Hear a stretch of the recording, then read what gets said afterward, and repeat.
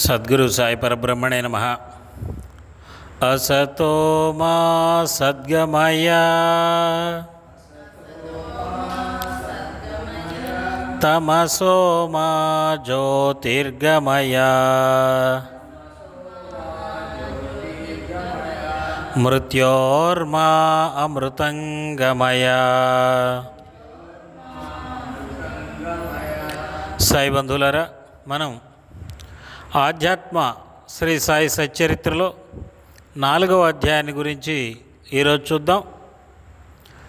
మనకి గ్రంథాల్ని పట్టుకుని ఈ గ్రంథమే సత్యం అని భావించినట్లయితే మనం సత్యాన్ని అన్నటికీ చేరుకోలేం.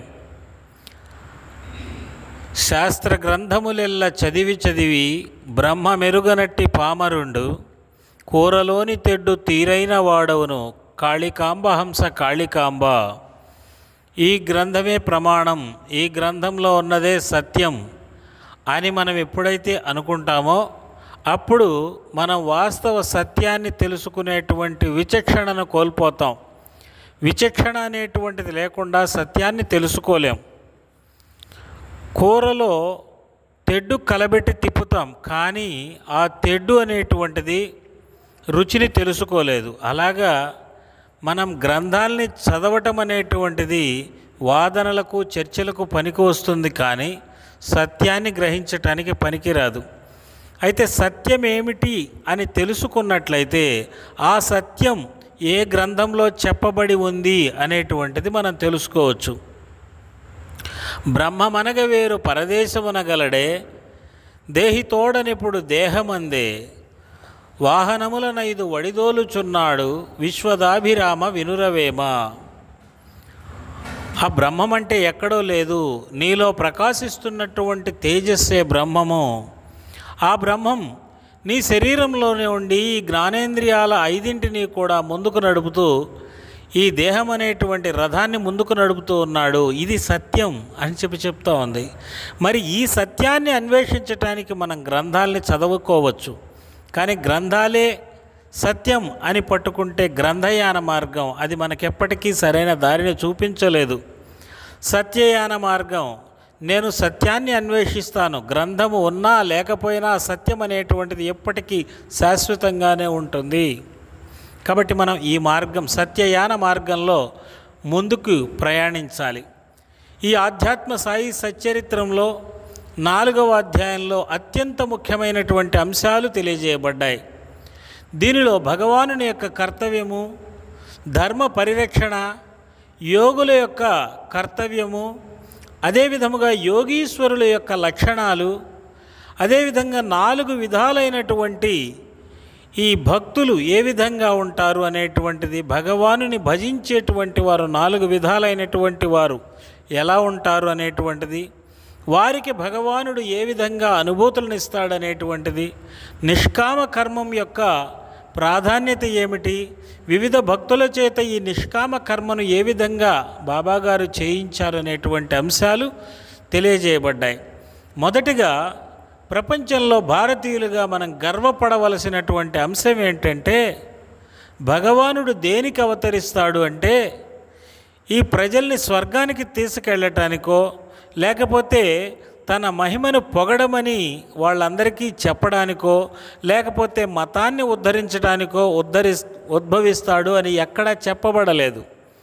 ఎందుకు ఉద్భవిస్తాడు భగవంతుడు అంటే, ధర్మాన్ని నిలబెట్టుటకు, ప్రజలు ధర్మ మార్గం నుంచి తప్పిపోతున్నప్పుడు వారిని తిరిగి ధర్మ మార్గంలో పెట్టడానికి భగవానుడు అవతరిస్తాడు అని మన గ్రంథాలు చెప్పబడ్డాయి. యదా యదా హి ధర్మస్య గ్లానిర్భవతి భారత అభ్యుత్థానమధర్మస్య తదాత్మానం సృజామ్యహం. అంటే ధర్మానికి గ్లాని అంటే ఆటంకం ఎప్పుడు ఏర్పడుతుందో, అధర్మం అనేటువంటిది ఎప్పుడు అభివృద్ధి చెందుతుందో అప్పుడు భగవానుడు ఉద్భవిస్తాడు తనంతట తాను అని చెప్పబడింది. ఎందుకు అనంటే, పరిత్రాణాయ సాధూనాం వినాశాయ చ దుష్కృతాం ధర్మ సంస్థాపనార్థాయ సంభవామి యుగే యుగే. ఎందుకంటే సజ్జనులకు సరైన మార్గాన్ని చూపి వారిని ఉద్ధరించుటకు, దుష్టుల యొక్క మనసులలోని ఆలోచనలను పరిమార్చి వారు చేసేటువంటి దుష్కృత్యాలను అంతమొందింపజేయుటకు భగవానుడు భూమిపైన అవతరిస్తాను అని చెప్పారు. అదే బాబాగారి అవతార రహస్యం కూడా అదే. కలిలో నా భక్తజనుల కడగండ్లను తీర్చగా, ధరపైన గతి తప్పిన ధర్మము నిలబెట్టగా, అలజడులను రూపుమాపి శాంతిని స్థాపించగా, అవతరించే నా దేవుడు సద్గురు శ్రీ సాయిగా. సద్గురువులు మాత్రమే ధర్మాన్ని నిలబెడతారు. ఈ ధర్మం అంటే ఏమిటి అనేటువంటి దాన్ని అనేక మంది అనేక రకాలుగా చెప్పుకోవచ్చు. అయితే ధర్మానికి రెండు ప్రధానమైనటువంటి లక్షణాలు ఉన్నాయి. ధర్మ ఏవ హతోహంతి, ధర్మో రక్షతి రక్షితః. ఏమిటి అంటే ధర్మాన్ని నీవు రక్షించేటట్లయితే అది నిన్ను రక్షిస్తుంది. ధర్మాన్ని నువ్వు అంతం చేయాలనుకునే పని అయితే అది నిన్నే అంతం చేస్తుంది. ఈ లక్షణాలు ఉన్నదే ధర్మం. అంటే నువ్వు ఇతరులతో ఎలా ప్రవర్తిస్తే వారు బాధపడతారో, లేదు ఇతరులు ఎలా నీ పట్ల ప్రవర్తిస్తే నీవు బాధపడతావో, నీవు ఇతరులతో అలా ప్రవర్తించకుండా ఉండటమే ధర్మం అని మహాభారతం చెప్తూ ఉంది. ఒరులేయవి యొనరించిన నరవర యప్రియము తన మనంబునకగున్, తానొరులకునవి సేయకునికి పరాయణము పరమధర్మ పదములకెల్లన్. ఇదే పరమధర్మం. ఏకో వసి సర్వభూతాంతరాత్మ, సకల జీవులలో కూడా భగవతత్వం వ్యాపించి ఉన్నది అనే భావనతో, అందరితో సమభావనతో జీవించటమే ధర్మం. లేదు ఇది ఉపనిషత్తులు చెప్పాయి, లేదు బైబిల్లో చెప్పింది, నీవలే నీ తోటి వారిని ప్రేమిస్తూ జీవించుము, ఇదే ధర్మం. లేదు ఖురాన్ చెప్పింది విశ్వ మానవులంతా సోదరులుగా మెలగాలి అని, ఇదే ధర్మం. అంటే నీవు ఏ మతంలో తీసుకున్నా, ఏ గ్రంథాల్లో తీసుకున్నప్పటికీ ఇతరులతోటి ప్రేమ, సమానత్వం, సహకారం, క్షమ, నిష్పక్షపాతం అనేటువంటి లక్షణాలు కలిగి జీవించడమే ధర్మం అని మనకు తెలుస్తుంది. మరి ఈ ధర్మం ఎవరు చెప్తారు అని అంటే మహనీయుల యొక్క జీవితాల నుండి మనం తెలుసుకోగలుగుతాం. అనేక మంది మహాజ్ఞానులు ఈ భూమి మీద ఉద్భవించి ప్రజల్ని మంచి మార్గంలో నడపడానికి ప్రయత్నించారు, అంటే ధర్మ మార్గంలో నడపడానికి ప్రయత్నించారు. ఈ అధ్యాయంలో అనేక మంది యోగుల గురించి పేర్కొనబడింది. జ్ఞానదేవుడు, నామదేవుడు, తుకారాం, నరహరి, అదేవిధముగా గోర, గోణాయి, సాంవతమాలి, ఇలా అనేక మందిని పేర్కొనబడింది. ఇది మహారాష్ట్ర ప్రాంతానికి చెందినటువంటి కొందరు యోగులు.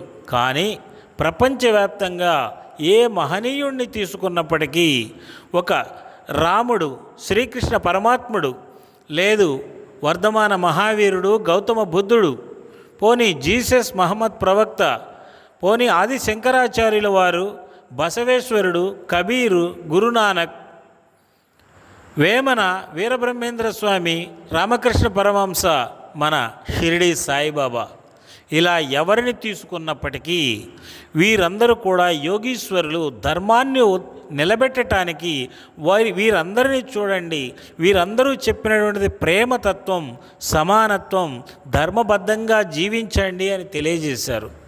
కాబట్టి మనం ధర్మం తెలుసుకోవటానికి మార్గం ఏమిటి అంటే ఇటువంటి మహనీయుల యొక్క జీవిత చరిత్రలు తెలుసుకోవడమే. ఇది కూడా మహాభారతమే చెబుతూ ఉంది. ధర్మం ఎలా తెలుస్తుంది అంటే ఎరుక గలుగు వాని చరితలు గరచుచు, సజ్జనుల గోష్ఠి గదలక ధర్మంబు గ్రహించుచు, ధర్మంబు నెరుంగుచు. అంటే ఇటువంటి మహాయోగీశ్వరుల యొక్క చరిత్రల్ని వింటూ, సజ్జనుల గోష్ఠి అంటే ఈ సజ్జనులు చెప్పేటువంటి మాటలను వింటూ వారి చరిత్రల ద్వారా ధర్మాన్ని గ్రహించాలి అని చెప్తా ఉంది. మరి ఈ విధమైనటువంటి యోగీశ్వరుడైనటువంటి షిరిడి సాయినాథుల వారి గురించి ఈ అధ్యాయంలో చెప్తా ఉంది. ఎంత అద్భుతంగా చెప్తా ఉన్నాడు అంటే, ముందుగా హేమాడ్ పంత్ గారు షిరిడి ఎక్కడ ఉన్నది అనేటువంటిది వివరించారు. ఈరోజు మనందరికీ తెలుసు, కానీ ఆ కాలంలో తెలియదు. కాబట్టి ఆయన అహ్మద్నగర్, మహారాష్ట్రలో ఉన్నటువంటి అహ్మద్నగర్ జిల్లాలో కోపర్గాం తాలూకాలో ఈ గోదావరి నది దాటిన తరువాత షిరిడి అనేటువంటి గ్రామం వస్తుంది. నీమ్గాం నుండి చూస్తే ఈ ఊరు కనబడుతుంది అని చెప్పి తెలియజేశారు. అక్కడ వెలిసినటువంటి షిరిడి సాయినాథుల వారు గొప్ప యోగీశ్వరులు అని చెప్పారు. ఇక్కడ యోగి యొక్క లక్షణాలు చెప్తూ ఉన్నారు. బాబా గారికి ఈ భగవద్గీతకి ఏమైనా తేడా కానీ పోలిక కానీ ఉన్నదా అంటే, భగవద్గీత అనేటువంటిది థియరీ పార్ట్. అంటే మనకి దాంట్లో మొత్తం చెప్పబడింది, యోగి లక్షణాలు చెప్పబడ్డాయి.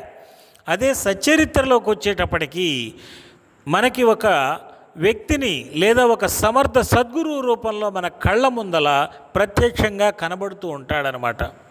మరి బాబాగారిని చూసినట్లయితే బాబాగారు ఎలా ఉన్నారు అంటే, ఆయన శాంత స్వరూపులు, కష్టతరమైన సంసార సాగరమును జయించినటువంటి వారు, భౌతిక విషయాల మీద వేటి మీద ఆసక్తి లేనటువంటి వారు, నిరంతరం ఆత్మానుసంధానంలో మునిగేటువంటి వారు. అలాగే ఆయన మాట్లాడుతున్నను, పాటలు పాడుతున్నను, ఇతరులతో మాట్లాడుచున్నప్పటికీ అతను ఎప్పుడూ శాంతముతో నుండేవాడు అని చెప్తా ఉన్నారు. ఎప్పుడూ మౌనము తప్పేడివాడు కాదు. ఇన్ని మాట్లాడుతూనే ఉంటాడట, కానీ మౌనం మీదనే అతని యొక్క ధ్యాస అంతా ఉంటుందట. అందరితో కలిసి పాల్గొంటున్నను, ఆడుతున్నను, అనేక పనులు చేయుచున్నను, ఎప్పుడూ సమాధి స్థితి నుండి మరలువాడు కాదు. అంటే ఆయన మనస్సు అనేటువంటిది ఎప్పుడూ కూడా ఆ బ్రహ్మతత్వంలో లీనమైపోయి ఉంటుందన్నమాట. ఆయన ఇహలోకంలో కానీ పరలోకంలో కానీ కోరదగిన వస్తువులు ఏమీ లేవు. ఆయన మానవులను లక్ష్యపెట్టువారు కాదు. వీరు నా దగ్గరకు వచ్చి పొగిడారే, వీరు నన్ను విమర్శించారే అనేటువంటి భావన ఏమాత్రం ఆయనకి లేదు. ఆయన శత్రుమిత్రులను ఒకటిగానే చూసేవారు. వారు మా అందరికీ ప్రభువు. ఆయన నాకు వీరు ముఖ్యమైన వారు, వీరు పనికిరారు అనేటువంటి భేదభావం లేదు. అందరినీ తనవారిగానే చూసేవారు. ఇవన్నీ కూడా యోగీశ్వరుల యొక్క లక్షణాలు అని భగవద్గీత తెలియజేస్తూ ఉంది. ఆయన ఎట్టి పరిస్థితుల్లో భయం అనేటువంటిది ఆయన దగ్గర ఉండేటువంటిది కాదు. ఆయన నిరంతర శాంత స్వరూపుడు అని చెప్పి దీంట్లో వర్ణించారు. ఎవరు? హేమాడ్ పంత్ గారు. ఎలా వర్ణించగలిగారంటే, ఆయన ప్రత్యక్షంగా బాబా గారిని చూశారు కాబట్టి ఆయన వర్ణించగలిగారు. అందుకనే ఆయన ఒక మాట చెప్పారు. బాబా గారు ఇక్కడ ఉన్నప్పటికీ, షిరిడీలో ఉన్నప్పటికీ ఆయనకు ఎక్కడెక్కడో జరుగుతున్న విషయాలన్నీ తెలుసు. ఆయన ఇక్కడే ఉన్నప్పటికీ మా మనసులలో ఏమి ఉన్నదో చెప్పగలుగుచుండేవారు. చూడండి, ఇదంతా ఎలా జరుగుతుంది యోగీశ్వరుడికి అని అంటే, అస్థిరము శరీరి ముందున్నయ శరీరి అయిన ఆత్మనిత్యమనియ శృతులు, ఆత్మతత్వమెరుగ అంతటా తానుండు కాళికాంబ హంస కాళికాంబ. ఈ శరీరం నేను కాదు, ఆత్మతత్వాన్ని నేను అని ఎవరైతే ఆ ఆత్మతత్వంలో లీనమై ఉంటారో వారికి ఈ విశ్వంలో జరిగే అన్ని విషయాలు తెలుస్తాయి అని చెప్పి శృతులు చెప్తూ ఉన్నాయి. అలాగే బాబాగారు గొప్ప యోగీశ్వరులు. ఎంతోమంది యోగులు ఈ భూమి మీద ఉద్భవించారు. కానీ బాబాగారు ఇస్తున్నటువంటి దివ్య ఆధ్యాత్మిక అనుభవాలు అనేటువంటివి నభూతో నభవిష్యతి అనే విధంగా ఉన్నాయంటే, గతంలో కానీ భవిష్యత్తులో కానీ ఇంత గొప్ప అనుభూతులు పొందగలరా లేదా అనేటువంటి ఆలోచన వచ్చే విధంగా మనకు కనబడుతూ ఉన్నాయన్నమాట. అందుకని ఆయన అంటూ ఉన్నారు, మాకు షిరిడీయే కేదారేశ్వర్, కాశీ, రామేశ్వరము, ప్రయాగ, త్రయంబకము, ఉజ్జయిని ఇవన్నీ మాకు షిరిడీనే అని చెప్తా ఉన్నారు. ఇంకా అంటున్నారు, ఆయన మాకు రాముడు, కృష్ణుడు అందరూ ఆయనేనని చెప్పి అంటున్నారు. ఎందుకు ఆయనకు అంతటి తదాత్మ్య భావం ఏర్పడింది అంటే, ఎదురుగా చూస్తూ ఉన్నాడు కాబట్టి. వీటన్నిటికీ తర్వాత నిదర్శనాలు కూడా ఈ హేమాడ్ పంత్ గారే చెప్పారు. అన్నీ మాకు ఇదే అని చెప్పి ఆ తర్వాత ఆయన చెప్తా ఉన్నారు, కొంతమంది భక్తుల గురించి. ఆయన సాక్షాత్తు పండరి విఠలుడే అని చెప్పారు హేమాడ్ పంత్ గారు. ఆయనే శివుడు, ఆయనే విష్ణువు, ఆయనే బ్రహ్మ, ఆయనే జగన్మాత, అందరూ ఆయనే అని చెప్పి తరువాత ఆయన కొంతమంది భక్తుల యొక్క అనుభవాల్ని కూడా చెప్పాడు. మరి భక్తులు ఎన్ని రకాలుగా ఉంటారు అంటే భగవద్గీత చెప్తుంది 4 రకాలైనటువంటి భక్తులు ఉంటారు అని చెప్తా ఉంది. ఏంటి అంటే ఆర్తులు, అర్ధార్థులు, జిజ్ఞాసువులు, ముముక్షువులు. ఏమిటి ఆర్తులు అంటే వారు బాధల్లో ఉండేటువంటి వారు, వారికి ఏమీ ఆలోచించాల్సినటువంటి అవసరం లేదు. ఇది డబ్బు ఉన్న వాళ్ళ డబ్బు లేని వాళ్ళు కాదా అని కాదండి. ఆర్తితోటి ఉండేటువంటి వాళ్ళు. భీమాజీ అనేటువంటి ఆయన బాగా డబ్బున్న వ్యక్తి, కానీ ఆయనకి క్షయరోగం వచ్చి రక్తం కక్కుతూ మరణశయ్య మీద ఉండి ఇప్పుడు ఆయన దీనుడైపోయాడు. కాబట్టి ఆర్తులు అంటే డబ్బు లేని వాళ్ళని లేకపోతే డబ్బున్న వాళ్ళ అని అనుకోవడానికి వీల్లేదు. అది మనిషి యొక్క పరిస్థితిని బట్టి చెప్పినటువంటి ఉపమానం అన్నమాట. అర్ధార్థులు అంటే వీరు అంతగా బాధపడేటువంటి పని లేదు, కొంచెం బాధలు కోరికలు ఉండొచ్చు, కానీ వాళ్ళు పూర్తిగా వాటి కోసమే బాధపడుతూ ఉండరు అన్నమాట. వీళ్ళకి కొంచెం ఆర్తి ఉంటుంది, కొంత భక్తి అనేటువంటిది ఉంటుంది.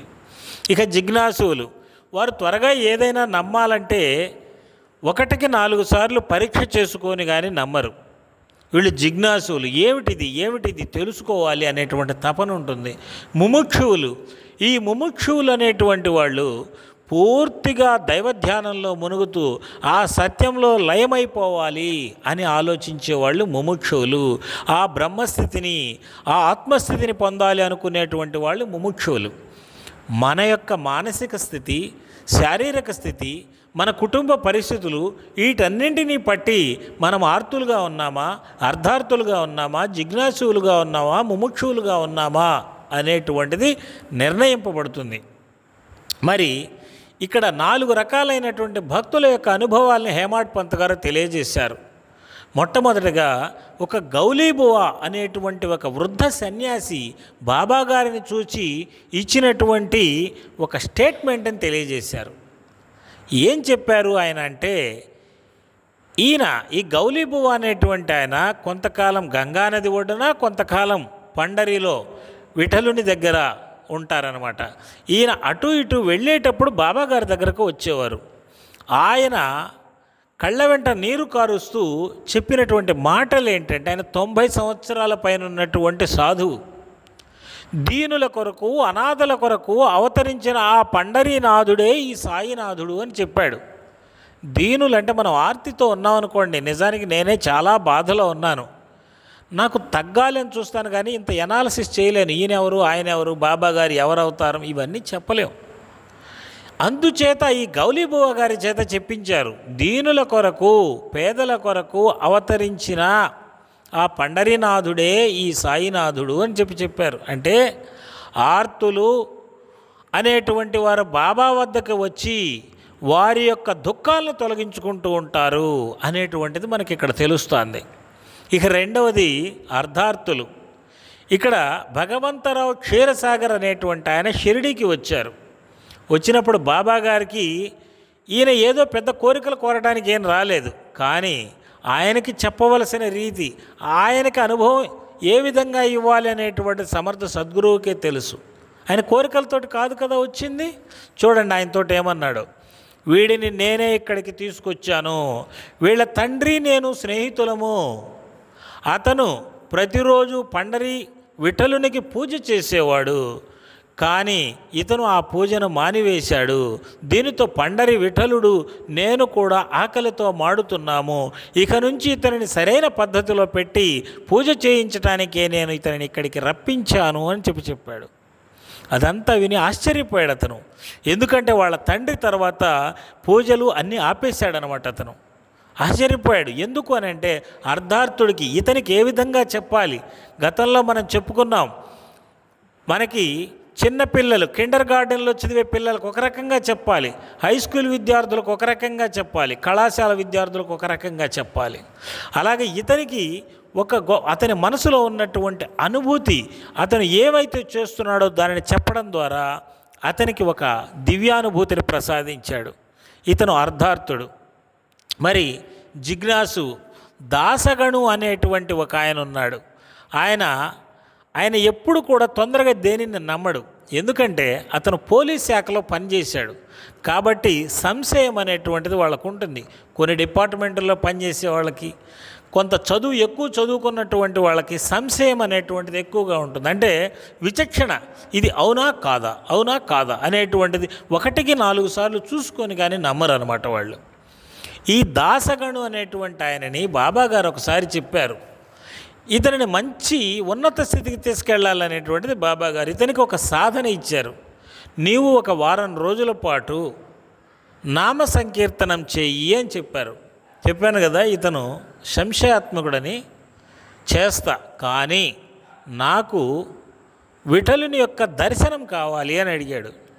అంటే నాకు ఇది చేస్తేనే నేను ఇది చేస్తాను అన్నట్లు అనమాట. అంటే ఇతను జిజ్ఞాసు అనమాట, ఇది జరుగుతుందా లేదా చూడాలి బాబా దగ్గర అనేటువంటిది. బాబాగారు చెప్పారు. ఆయన ఏమన్నారు అంటే, తప్పక విఠలుడు ఇక్కడనే ప్రత్యక్షమవును.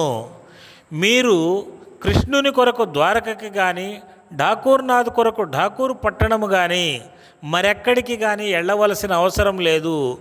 భక్తుడు భక్తి ప్రేమలతో ప్రార్థించినప్పుడు ఆ భగవంతుడు ఇక్కడనే ప్రత్యక్షమగును, ఆ విఠలుడు ఇక్కడనే ప్రత్యక్షమగును అని చెప్పారు. మరి ఈయన వారం రోజుల పాటు నామసప్తాహం చేశాడు.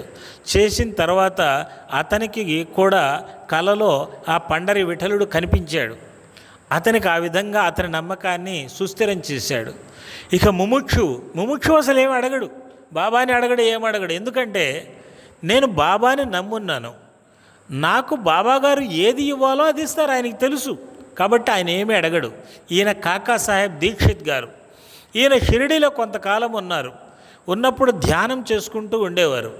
ఈ ధ్యానం చేసుకుంటూ ఉన్న సమయంలో అతనికి పండరి విఠలుడు కనిపించాడు. చూడండి, ఇది జాగ్రత్తగా మనం గమనించాల్సింది. ఇతనికి పండరి విఠలుడు ధ్యానంలో కనిపించాడు. ఇతను మధ్యాహ్నం బాబాగారి దగ్గరికి వెళ్ళారు. వెళ్ళినప్పుడు ఇతను కనిపించాడు అనేటువంటి ఇతను భ్రమేమో అనుకోవచ్చేమో మనం, కానీ అనుకోవడానికి వీలు లేకుండా బాబాగారు అడిగారు, పండరి విఠలుడు వచ్చినాడా, విఠల్ పాటిల్ వచ్చినాడా, అతనిని జాగ్రత్తగా పట్టుకో లేకపోతే పారిపోతాడు అని చెప్పన్నాడు. ఆశ్చర్యపోయాడు, ఏంటి నాకు ధ్యానంలో కనపడిన విఠలుడు వచ్చాడని బాబాగారు ఎలా అడిగారు? ఇది ముముక్షువులకు ఇచ్చేటువంటి అనుభూతి. ఏ భక్తుడిని ఏ విధంగా అనుగ్రహించాలి అనేటువంటిది బాబాకే తెలుసు. కాబట్టి అందుకే బాబాగారు చెబుతారు, ఎప్పుడు కూడా ఇతరులతో మనకి పోలిక అవసరం లేదు, మనకి ఏది కావాలి అనేటువంటిది బాబాగారు మనకిస్తారు అనేటువంటిది. ఆ తర్వాత ఆయన పటం కొనుక్కోమన్నాడు, తర్వాత తీసుకున్నారు. అతను కాకా సాహెబ్ దీక్షిత్ గారు పటాన్ని తీసుకున్నారు.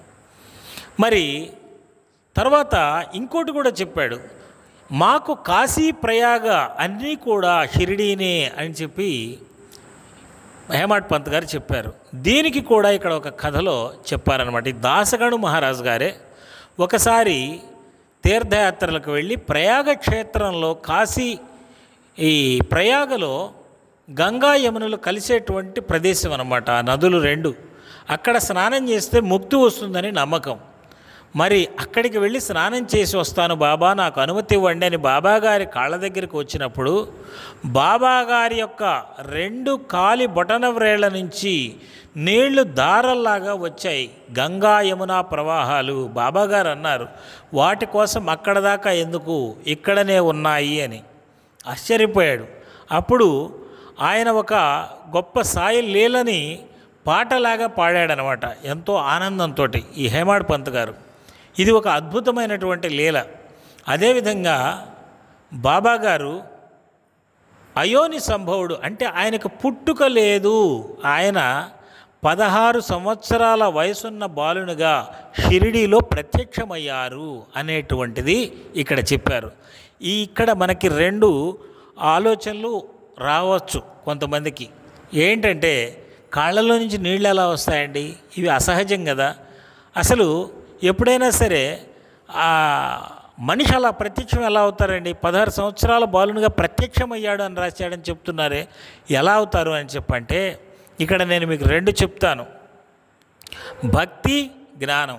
భక్తి అనేటువంటి దానికి నమ్మకమే ప్రధానం. అదేవిధంగా మనకు సహజ అనుభూతులు, అసహజ అనుభూతులు అనేటువంటి 2 కూడా కలుగుతూ ఉంటాయి. సహజ అనుభూతుల్ని పక్క వాళ్ళతో పంచుకుంటే ఇబ్బంది ఏం లేదు. నాకు బాబాగారు పూజ చేసుకుంటే ఎవరో ఒక సన్యాసి వచ్చి నా దగ్గర అరటిపండు తీసుకువెళ్ళాడని చెప్తే పక్క ఉన్న వాళ్ళు కూడా అవును నిజమే, ఇలాగ బాబాగారు ఏదో ఒక రూపంలో వస్తూ ఉంటారు అని చెప్తారు. ఇది సహజ సిద్ధంగా జరిగేటువంటిది కాబట్టి దీనికి ఇబ్బంది ఏం లేదు. కానీ అసహజంగా జరిగేటువంటి అనుభవాలు ఇవి మనకి కూడా కొన్ని కలిగి ఉండొచ్చు, కానీ అవి పక్క వాళ్ళకి చెప్తే నమ్మరు, ఎవరు నమ్మరు, ఇంట్లో వాళ్ళు కూడా నమ్మరు. నేను ఇక్కడ కూర్చొని ఉన్నాను గుళ్ళో ఒక్కడిని, బాబాగారు ఇలా వచ్చి నా ఎదురుగా నిలబడ్డారు, నా ఎదురుగా నిలబడి ఆయన తినబోతున్నటువంటి ప్రసాదాన్ని చేతిలో అడిగి తీసుకొని నోట్లో వేసుకున్నాడు, వెంటనే నా కళ్ళ ముందలే అదృశ్యమైపోయాడు. ఇలా చెప్పారనుకోండి, నమ్ముతామో ఎవరన్నా? నమ్మం. ఎందుకంటే అసహజంగా ఉంటాయన్నమాట. ఈ అసహజమైన అటువంటి అనుభూతులు అనేటువంటి వ్యక్తిగతం, మనకి వ్యక్తిగతంగా లభించేటువంటివి. వీటిని పక్క వాళ్ళు నమ్మవలసినటువంటి అవసరం లేదు. నాకు కలిగిన అనుభూతి నా మనసులో భక్తిని దృఢపరుచుకోవడానికే కానీ పక్క వాళ్ళని నమ్మించడానికి కాదు అనే విషయం మనం గ్రహించాలి. కాబట్టి అందరూ నేను నమ్మింది నమ్మాలి అనుకోవటం అజ్ఞానం. అక్కడే మూర్ఖత్వము, ఛాందసం అనేటువంటి బయలుదేరుతాయి. బాబాగారు 16 సంవత్సరాలుగా బాలునిగా ఉద్భవించారు నేను నమ్ముతున్నాను అనుకుందాం, అందరూ అదే నమ్మాలి అనేటువంటి మూర్ఖత్వం ఏర్పడితే అక్కడే ఛాందసం ఏర్పడుతుంది. మనం సత్యం నుంచి పక్కకి వెళ్తాం. ఇక్కడ మనకి నమ్మకం అనేటువంటిది ప్రధానం. కొంతమంది అది నమ్మలేను సార్ నేను అంటే, నమ్మకు నువ్వు బాబాని మాత్రం నమ్ముతావా?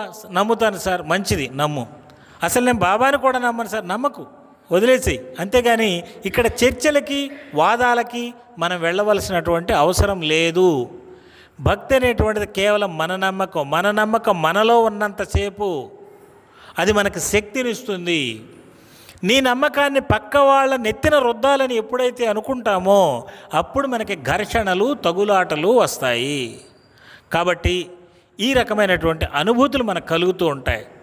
ఇలాగ బాబాగారిని ఈ రకంగా ఆయన చెప్పడానికి ఒక కారణం ఏంటంటే, బాబాగారు ఇచ్చేటువంటి అనుభూతులు ఎవరూ ఇవ్వలేకపోతూ ఉన్నారు. ఆయన సకల దేవతలుగా, సకల జీవస్వరూపుడుగా అనుభూతులు ఇచ్చాడు, ఈ రోజుకి ఇస్తూ ఉన్నాడు. అందుకని చెప్పి ఆ రోజుల్లో కూడా ఈ ఆలోచనని, ఈ నమ్మకాన్ని ఏర్పరచుకున్నటువంటి వాళ్ళు చాలామంది ఉన్నారు. అందుకే హేమాడ్ పంత్ గారు దాన్ని యథాతథంగా అలా రాసేశారు.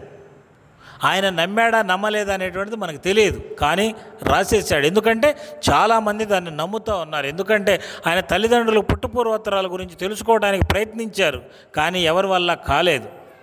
మరి చిట్ట చివరికి ఖండోబా దేవాలయంలో ఆ ఖండోబా మందిర పూజారికి ఒంటి మీదకి వచ్చినప్పుడు అడిగితే ఆయన కూడా తీసుకొని వచ్చి వేప చెట్టు కింద తవ్వించాడు. మరి ఆ త్రవ్వినప్పుడు లోపల పెద్ద భూగృహము, దాంట్లో జపమాలలు, వెలుగుతున్న ప్రమిదలు కనిపించాయి. ఇది కూడా అసహజమే కదా. మరి ఇవన్నీ వాళ్ళు చూశారు, తర్వాత దాన్ని మూసేశారు. మరి 12 సంవత్సరాలు అక్కడ ఈ బాలుడు తపస్సు చేశాడు అని అతను కూడా చెప్పాడు. కాబట్టి ఇవి భక్తి ప్రేమలకు సంబంధించినటువంటివి, ఈ దివ్యానుభూతులు అనేటువంటివి. కాబట్టి ఇవి మన మనసులో భక్తిని పెంపొందించేటందుకోసం వీటిని మనం ఉపయోగించుకోవాలి. అదే రకంగా కర్మయోగం, నిష్కామ కర్మయోగం, మనం అనేక రకాలైనటువంటి సేవల్ని బాబాకి చేస్తూ ఉన్నాం. హేమాడ్ పంత్ గారు కూడా సచ్చరిత్ర అనేటువంటి పుస్తకాన్ని రాసి బాబా సేవ చేశారు. అయితే ఇక్కడ ఒక 3 భక్తులకి, ఈ 3 కూడా 3 రకాలైనటువంటి వాళ్ళు. ఆర్తులు ఏమీ చేయలేరండి. ఆర్తులు అనేటువంటి వాళ్ళు ఎప్పుడు కూడా ముందు వాళ్ళు బయటపడటానికి ప్రయత్నిస్తూ ఉంటారు. అంటే వాళ్ళు చాలా కష్టంలో ఉంటారు కాబట్టి వాళ్ళు సేవ అనేటువంటిది ముందు ఏం చేయలేరు. వాళ్ళు బయటపడిన తర్వాత మాత్రమే చేయగలుగుతారు. ఆ బయటపడిన తర్వాత అర్ధార్థిగా మారతాడు. ఈ అర్ధార్థులు, జిజ్ఞాసువులు, ముముక్షువులు, ఈ 3కి ఏ రకంగా సేవ చేయించుకున్నాడో చూద్దాం. వాళ్ళకిచ్చే అనుభవాలు కూడా అలాగే ఉంటాయి. మొట్టమొదట సాటే అనేటువంటి భక్తుడు, హరివినాయక సాటే అనే భక్తుడు బాబా గారికి దగ్గర ఉండేవారు. ఆయన సబ్ కలెక్టర్గా చేసి రిటైర్ అయ్యారు. ఆయనకి ప్రత్యక్షంగా బాబాగారు చెప్పారు, నీవు ఒక వాడాను నిర్మించు అని చెప్పారు బాబాగారు. ఆయన సిద్ధమే, కానీ అతనికి ఆలోచన లేదు నిర్మించాలని. కానీ బాబాగారు చెప్పి అతని చేత మొట్టమొదట సాటే వాడాన్ని నిర్మింపజేశారు. ఇప్పుడు మనకి గురుస్థానం అనే వేప చెట్టు ఉంది చూసారా, దాని చుట్టూరు ఒక సత్రాన్ని కట్టాడు మొట్టమొదట ఆయనే, హరివినాయక సాటే. వెళ్ళినటువంటి వాళ్ళందరికీ కూడా అది మొట్టమొదట్లో మంచి ఆశ్రయస్థానంగా ఉండేది. ఆ తర్వాత ముముక్షువు అనేటువంటి కాకాసాహెబ్ దీక్షిత్, ఆయనకి బాబాగారు ఏం చెప్పలేదు.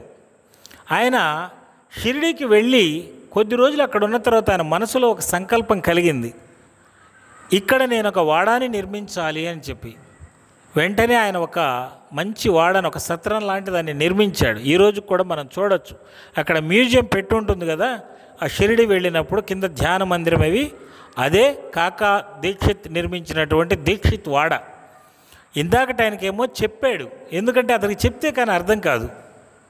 ఇంకొక అతనికేమో మనసులోనే అనుభూతినిచ్చాడు, ఆయన ముముక్షు. ఇక మూడో రకం వ్యక్తి ఉన్నాడు, బూటి. మరి బూటి కోటీశ్వరుడు. మరి ఆయనకి ఎలాంటి అనుభవం ఇచ్చాడంటే జిజ్ఞాసు. ఈ జిజ్ఞాసగా ఉండేటువంటి వాళ్ళకి ఈ మనసులో సంకల్పం రాగానే చెయ్యరు వాళ్ళు, కానీ భక్తి అనేటువంటిది బాగానే ఉంటుంది. కాబట్టి వీళ్ళకి ఎలాంటి అనుభూతిని ఇచ్చాడో చూడండి. ఇతనికి పడుకొని నిద్రపోతూ ఉంటే కల వచ్చిందనమాట సాటే గారికి. ఆ కలలో బాబాగారు కనపడి నువ్వు ఒక వాడాని నిర్మించు అని చెప్పారు. అతను గబక్కులు లేచాడు, లేచి చూస్తూ ఉన్నాడు, ఏంటో నాకు కల వచ్చింది, ఇది నిజమా కాదా అని చెప్పి. మనకు కూడా అనిపిస్తుంది, ఏదైనా భగవంతుడి నుంచి అట్లా ఆదేశం వస్తే మనం కూడా త్వరగా నమ్మలేవు. పక్కన ఉన్నటువంటి శ్యామ అనేటువంటి ఆయన కూడా ఏడుస్తూ ఉన్నాడు కూర్చుని. ఏమయ్యా శ్యామ, ఎందుకు ఏడుస్తున్నావు అని చెప్పంటే, బాబాగారు నా కల్లో కనపడి ఇప్పుడే ఇక్కడ ఒక వాడాని నిర్మించమని చెప్పాడు, నేను పేదవాడిని, నేను ఎలా వాడాన్ని నిర్మిస్తాను అని చెప్పి ఏడుస్తున్నాను అన్నాడు. శ్యామ, అది నీకే కాదయ్యా చెప్పింది, నాకు కూడా చెప్పాడు. కాబట్టి ఇది ఖచ్చితంగా బాబా సందేశమే, ఒక్కళ్ళకే వస్తే నమ్మం. కాబట్టి ఆ భక్తుల యొక్క స్థాయిని బట్టి, వారి యొక్క ఆలోచనలను బట్టి బాబాగారు ఇచ్చేటువంటి అనుభూతులు ఉంటాయి, సమర్థ సద్గురు ఇచ్చేటువంటి అనుభూతులు ఉంటాయి. ఇది మనం ఈరోజు సాయి ఆధ్యాత్మ సాయి సచ్చరిత్రలో 4వ అధ్యాయంలోని అంశాలని ఒకసారి మనం మననం చేసుకున్నాం. సర్వే జనా సుఖినో భవంతు, లోకా సమస్తా సుఖినో భవంతు,